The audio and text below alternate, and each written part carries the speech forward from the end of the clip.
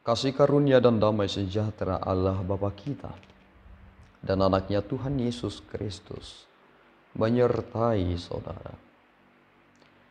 Amin. Shalom, saudara-saudari yang terkasih di dalam nama Tuhan Yesus Kristus. Senang bisa menyapa saudara di tempat saudara berada hari ini. Dalam dimensi yang berbeda, tetapi dalam dunia yang sama. Sebagai insan yang diciptakan untuk Tuhan.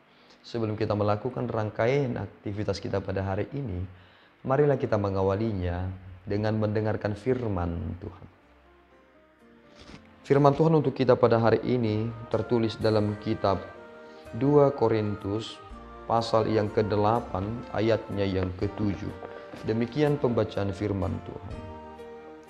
Maka sekarang sama seperti kamu kaya dalam segala sesuatu, dalam iman, dalam perkataan, dalam pengetahuan, dalam kesungguhan untuk membantu, dan dalam kasihmu terhadap kami, demikianlah juga hendaknya kamu kaya dalam pelayanan kasih ini. Demikian pembacaan firman Tuhan. Saudaraku yang terkasih di dalam nama Tuhan Yesus Kristus, apakah sampai sekarang ini saudara tidak bermimpi atau bercita-cita untuk menjadi partner dalam pelayanan kasih ini? Jika kita hanya kaya dalam pengetahuan, kaya memang dalam iman, kaya dalam dogma, kaya dalam banyak hal. Tetapi ketika kita kaya dalam segala sesuatunya itu, apakah saudara tidak ingin menyalurkan kekayaan saudara dalam segala pengertian itu untuk membantu orang lain sehingga mereka semakin kaya? Luar biasa cara Paulus menganalogikan tentang pelayanan kasih ini. Bahwa kita sebenarnya terpanggil untuk melayani satu sama lain. Bahwa ketika firman itu disampaikan, sebenarnya itu bukan hanya tugas oleh pendeta saja. Tetapi kita memiliki tugas untuk memberitakan itu kepada orang-orang kudus lainnya. Kita harus saling menolong dan saling membantu satu sama lain. Sehingga apa yang kita miliki itu berguna bagi orang lain. Untuk apa? Aku mengetahui banyak hal, tetapi itu hanya kusimpan untuk diriku sendiri. Tetapi aku tidak pergunakan untuk menolong orang lain sehingga mereka bisa menikmati anugerah Tuhan. Dan Paulus mempergunakan salah satu jemaat yang ia pernah layani, yakni jemaat yang ada di Makedonia, untuk mendorong semangat dari jemaat Korintus. Memang jemaat Korintus kaya akan karunia-karunia roh. Tetapi mereka masih belum lebih cepat dari jemaat yang lebih kecil dari mereka. Tetapi jemaat di Makedonia, mereka mampu memberi melebihi dari apa yang Paulus harapkan.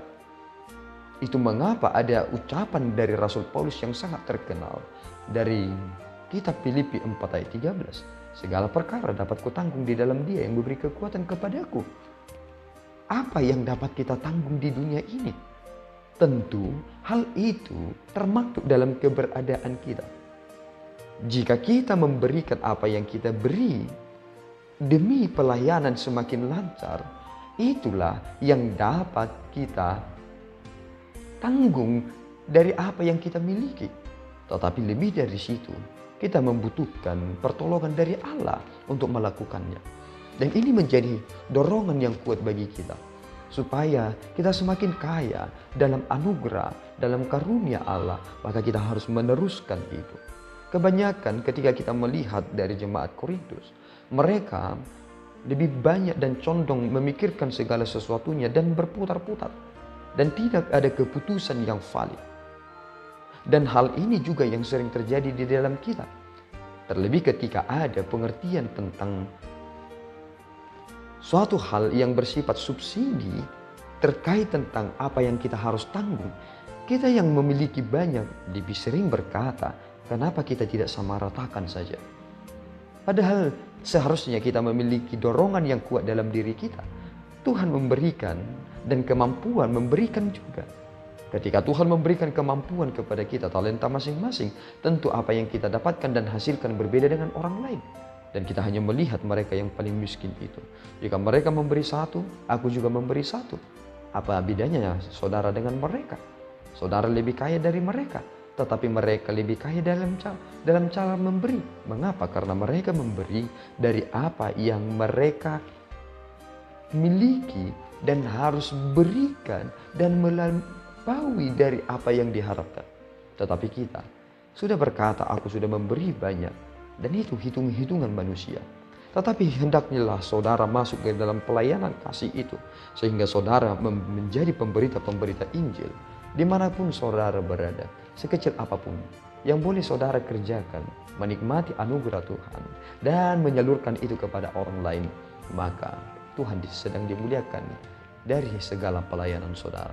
Mari sama-sama melayani Tuhan dengan cara kita yang berbeda, dan hendaklah pelayanan itu menjadi semakin menyeluruh atau holistik, karena semua harus berada pada dasar pelayanan kasih. Apapun jika bukan berdasarkan kasih, itu memang nampaknya seperti pelayanan, tetapi itu adalah kepentingan. Tetapi ketika kita melakukannya dengan kasih, tentu kita akan mau lebih berkorban lagi, bahkan mau rugi, mau berjerih lelah, mencucurkan keringat, dan banyak hal yang harus kita korbankan. Kiranya Tuhan memberkati saudara. Amin. Kita berdoa. Ya Allah Tuhan kami bersyukur atas berkat-Mu. Terpuji nama-Mu Bapa yang menguatkan kami, supaya kami memiliki prinsip yang benar, bahwa kami ambil bagian dalam pelayanan kasih, sehingga nama-Mu semakin dimuliakan. Dalam apa yang boleh kami berikan untuk dapat saling menolong, supaya apa yang kami miliki itu dapat dirasakan oleh orang lain.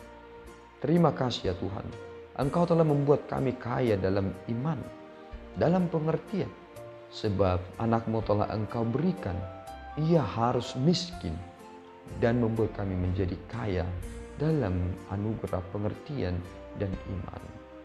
Kuatkan kami Bapa, supaya kami juga merendahkan hati kami, sehingga banyak jiwa yang boleh kami menangkan, dan Roh Kudus memberkati setiap pelayanan. Terpuji nama-Mu Bapa, dalam Kristus kami berdoa dan mengucap syukur. Anugerah Tuhan kita Yesus Kristus, kasih setia Allah Bapa, dan persekutuan Roh Kudus menyertai saudara.